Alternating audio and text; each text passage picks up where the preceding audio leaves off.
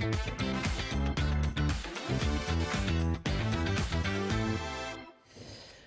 je vous le disais, on parle des hépatites virales. Avec vous ce matin, Victorine Bondé, bonjour. Bonjour, Rachida Biomaman. Comment vas-tu? Je vais très bien.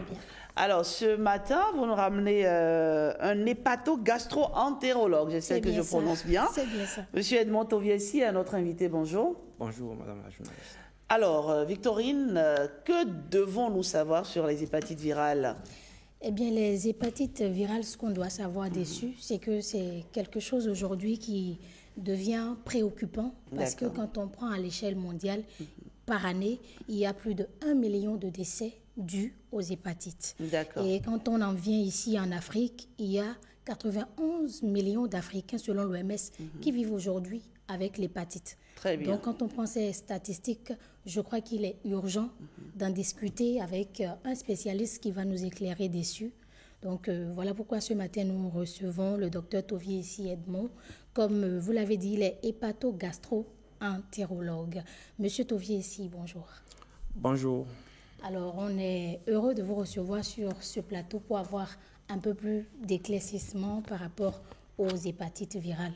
D'abord, dites-nous, qu'est-ce qu'on appelle une hépatite virale? Merci beaucoup, madame la journaliste. Alors, une hépatite virale, c'est un groupe de maladies qui affectent le foie et entraîne une inflammation des cellules du foie qu'on appelle les hépatocytes et qui est due à des virus alphabétiques qui ont un tropisme spécifiquement pour le foie. Et donc, quand ça reste dans le sang et disparaît avant 6 mois, on dit que l'hépatite est aiguë. Et quand ça persiste au-delà de 6 mois, on dit que l'hépatite est chronique. Alors, de ce que je sais, je crois qu'il y a différents types d'hépatites. Quels sont les différents types d'hépatites? Alors, il y a les hépatites virales. Aujourd'hui, on connaît l'hépatite virale A, l'hépatite virale B, l'hépatite virale C, l'hépatite virale D et l'hépatite E. Et de toutes ces hépatites, quelles sont les plus dangereuses?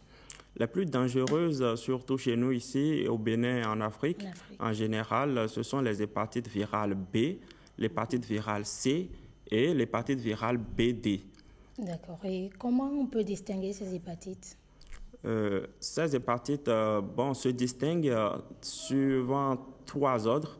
Déjà par leur mode de transmission, par leur gravité et aussi par les complications qu'elles engendrent. Donc, quand on prend à titre d'exemple l'hépatite virale A et l'hépatite virale E, la transmission, c'est beaucoup plus féco-orale, tandis que pour les hépatites B, C, D, E, la transmission, c'est par d'autres voies sanguines et autres. Et les complications qu'on dénote chez quelqu'un qui a une hépatite virale, notamment une cirrhose et un cancer, sont le plus souvent retrouvés chez les patients qui sont atteints de l'hépatite virale B, l'hépatite virale C ou l'hépatite virale B associée à l'hépatite virale D. D'accord, docteur. Quels sont les comportements ou les situations qui augmenteraient le risque d'infection? Il y a plusieurs situations qui peuvent augmenter les risques d'infection. Comme je l'ai dit tout à l'heure, les hépatites qui sont préoccupantes chez nous, sous nos cieux, ce sont les hépatites B, C, et B et D. Et donc, la transmission ici est essentiellement verticale déjà, c'est-à-dire de la mère à l'enfant. Et donc, c'est une mère qui présente une forte virémie et au cours du travail d'accouchement, lors de la délivrance, il peut y avoir la transmission à l'enfant. Et puis, il y a la transmission sexuelle également, donc les rapports sexuels non protégés. Et il y a les transmissions horizontales, donc dans l'enfance, en jouant au quartier avec quelqu'un qui est infecté ou en partageant des objets tranchants ou coupants.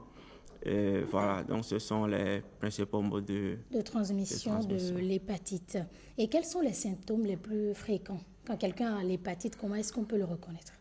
Alors, il faut dire que l'hépatite virale, le plus souvent, est asymptomatique.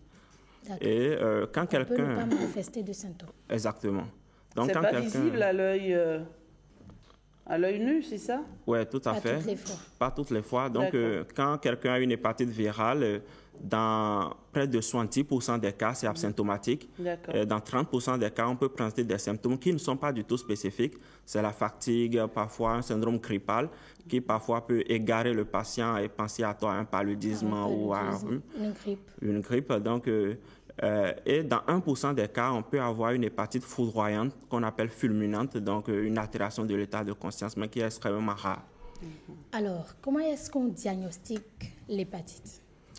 Le diagnostic de l'hépatite virale, déjà, après ces symptômes que j'ai cités, qui vont nous faire suspecter que quelqu'un qui est tout le temps fatigué, qui se plaint à tout moment d'asthénie. Donc, chez lui, on peut dire, il faut faire les tests pour voir si tu n'as pas une hépatite. On dose d'abord les marqueurs du sang, donc des cellules, ceux qui montrent qu'il y a une souffrance, une destruction des cellules du foie, ce que nous appelons les transaminases ou les aminotransférases, donc ASAT, ALAT, qui seront élevés. Et puis, le diagnostic même va reposer sur les bilans sérologiques. Donc, pour l'hépatite B, à titre d'exemple, ce sont les antigénémies HBS qui seront positifs. Et pour l'hépatite C, c'est l'anticorps anti-VHC et l'ARN du virus qui sera présent. D'accord, très bien, docteur. Est-ce qu'il existe un vaccin préventif contre, que ce soit l'hépatite B ou l'hépatite C? L'hépatite A ainsi que l'hépatite B, il existe un vaccin qui protège correctement. L'hépatite E également, il y a des expérimentations qui sont en cours. Donc, dans d'autres pays comme la Chine et bien d'autres pays, bon, pas chez nous encore, il existe également un vaccin pour l'hépatite virale E. Mais par contre, pour l'hépatite virale C, il n'y a pas de vaccin connu à ce jour. Pour le moment. Et à quel âge se fait-on vacciner pour l'hépatite A et l'hépatite B dont les vaccins sont disponibles? Idéalement, déjà depuis l'enfance, on peut se faire vacciner. Et aujourd'hui, au Bénin, maintenant, tout enfant qui naît est systématiquement vacciné contre l'hépatite virale. Donc, à l'âge adulte, quand on se prend quelqu'un, il y a un schéma vaccinal, c'est 3 injections. Donc, à l'instant où on a vu la personne, 1 mois après, 6 mois après. Et puis, il n'y a plus nécessité de faire de rappel. On contrôle juste si l'immunité est suffisante et puis c'est bon.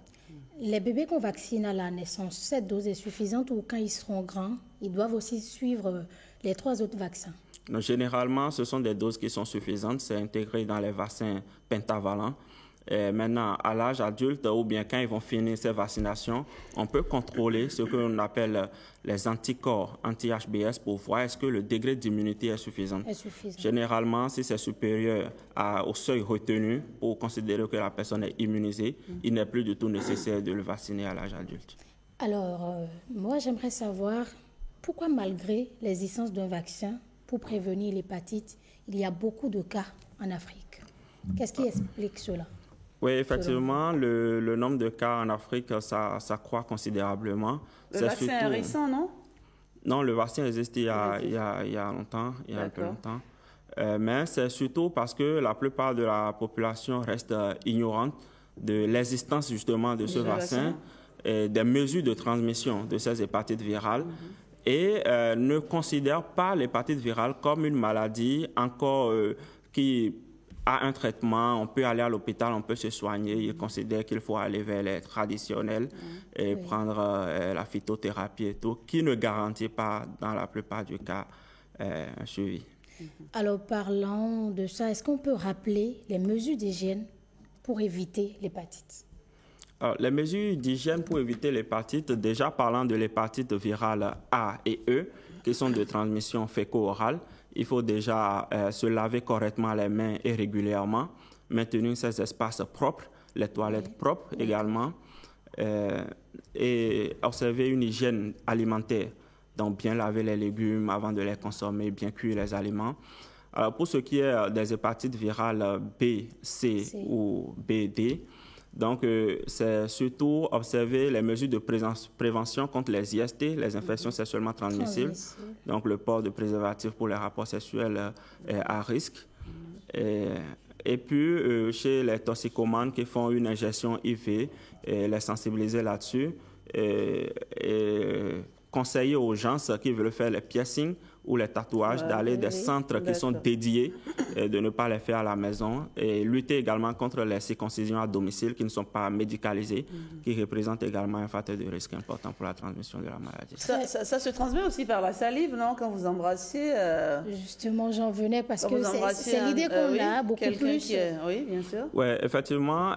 Ce qu'il faut savoir à ce niveau, c'est que les fluides corporels... la concentration, notamment du virus de l'hépatite B, est plus élevée dans le sang, dans le sérum et quand il y a des blessures. Donc, la concentration est vraiment modérée dans le sperme, dans la salive et dans les sécrétions vaginales. C'est-à-dire qu'on ne peut pas contracter l'hépatite par la salive. On estime aujourd'hui, je vais aborder quelques flux rapidement, on estime que la concentration du VHB, du virus de l'hépatite B, est quasi nulle dans certaines sécrétions comme les urines, les larmes, les sueurs, les selles. Et donc, embrasser quelqu'un, ça ne présente pas un très grand risque d'infection, mais le risque est présent lorsqu'il y a, par exemple, des plaies au niveau de la bouche, lorsqu'il y a, sinon en absence de perte de substance, voilà. Donc, en absence de perte de substance. On nous a vraiment longtemps bassiné avec cette affaire d'être contaminé par la salive. La salive. Merci en tout cas de nous permettre de savoir que non, aujourd'hui, sur ce plateau. Oui. D'accord. Alors, docteur, pour quelqu'un qui a déjà l'hépatite, que ça soit A, B ou C, est-ce que ça se guérit?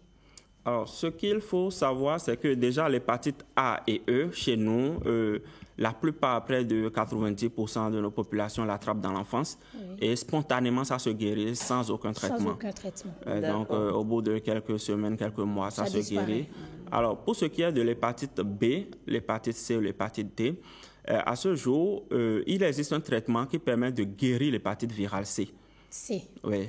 Donc, on a une guérison. C'est un traitement simple, qu'on prend sur une durée de 12 semaines, environ 3 mois, et après, on a une guérison. Vous avez dit simple. Est-ce que c'est coûteux? Parce que généralement, les gens disent que les traitements de l'hépatite sont très coûteux. Et c'est ce qui fait que les gens, quand ils ont l'hépatite, tout de suite ne veulent pas venir vers les hôpitaux.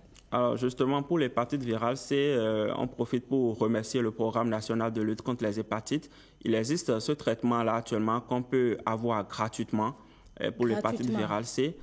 Donc, dès que le test est fait, le diagnostic est confirmé, vous rentrez dans le programme et puis vous êtes mis sous traitement et vous êtes suivi et puis la guérison est déclarée. Et alors, pour ce qui est de l'hépatite B, on en guérit aussi complètement? Alors, l'hépatite B, c'est un peu plus compliqué. Lorsque c'est une hépatite aiguë, c'est-à-dire le virus n'a pas fait... généralement, quand on contracte d'abord l'hépatite virale B, près de 90 à 95% à l'âge adulte, on l'élimine également spontanément. Ah bon? D'accord. Donc, à l'âge adulte, ceux qui sont infectés à l'âge adulte, c'est seulement 5 à 10% qui vont porter le virus au-delà de 6 mois ou une infection chronique. Et c'est cette infection chronique-là qui a risque de donner les complications telles qu'une cirrhose ou un cancer. Donc, la guérison, quand on est à l'étape de l'hépatite virale chronique, elle est exceptionnelle, vraiment exceptionnelle. Merci, docteur, pour tous ces éclaircissements que vous nous apportez ce matin. Je crois que les téléspectateurs sont heureux de savoir que l'hépatite C se guérit gratuitement. Et bon, pour l'hépatite B, je crois ça ne se guérit pas, mais on peut vivre avec. On peut vivre longtemps avec. Justement, il vaut mieux prévenir. Correctement comme il faut. Se suivre, prendre son traitement, et puis tu es à l'abri des conséquences et des complications graves, telles que la cirrhose et le cancer. Mais la médecine traditionnelle guérit l'hépatite B. C'est ce qu'on dit.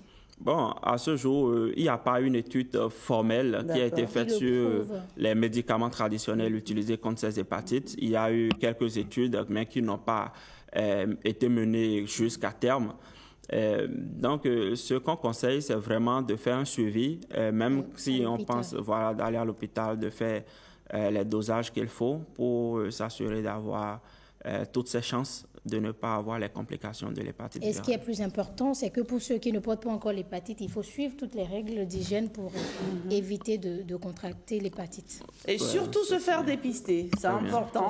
Et dès lors que vous ne l'avez pas, allez, vous vous faites vacciner, vous êtes à l'abri, n'est-ce pas? Tout à fait. Monsieur Toviessi. Tout à fait. Merci d'être passé sur ce plateau.